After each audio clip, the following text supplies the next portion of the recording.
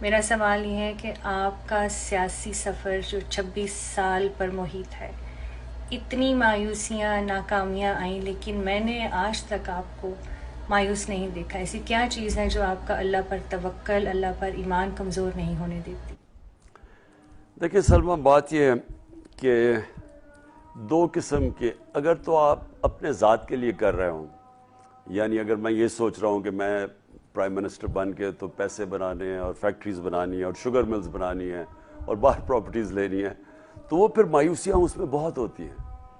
لیکن اگر آپ اپنی ذات سے نکل کے اپنے ملک کے لیے کام کر رہے ہیں، اپنے لوگوں کے لیے، اپنی ذات کے لیے نہیں کر رہے، تو میں تو اپنے گھر میں ہی رہتا تھا نا، مجھے تو کبھی فرق، میری تو زندگی میں فرق ہی کوئی نہیں پڑا. میں تو گھر میں رہتا ہوں، میرا کوئی کیمپ آفس نہیں ہے، میرے اپنے سارا سٹاف تھا، تو اس لیے میری زندگی میں کوئی چینج نہیں آیا. اور میں نے جان کے یہ فیصلہ کیا تھا کہ اگر مجھے کبھی موقع ملے میں اسی طرح رہوں گا جس طرح میں رہتا تھا. یہ نیلسن منڈیلا کا مجھے یاد ہے، میں ایک دفعہ انہوں نے ساؤتھ افریقہ مجھے بلایا، تو میں نے یہ دیکھا کہ ان کا بہت ہی خوبصورت پریزیڈنٹ ہاؤس تھا پریٹوریا کے اندر، بڑا خوبصورت، پہاڑی کا بہت خوبصورت تھا. تو انہوں نے ہمارا وہاں کھانا کیا.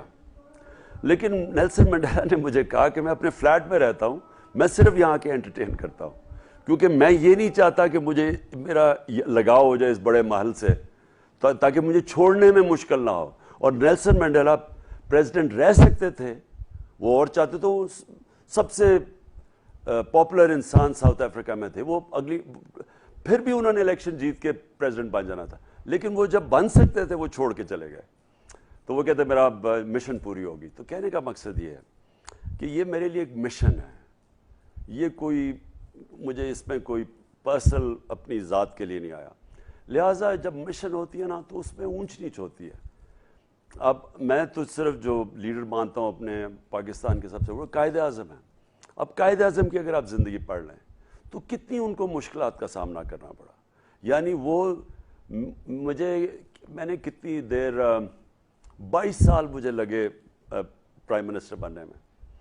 تو قائد اعظم تو 40 سال سٹرگل کرتے رہے، 40 سال اپنی زندگی میں، اور پھر آخر میں بس اپنی زندگی کے آخری 2 سالوں کے اندر 1.5 سال میں ان کو مشن میں کامیاب ہوئے. تو وہ کیونکہ وہ اپنی ذات کے لیے نہیں کر رہے تھے.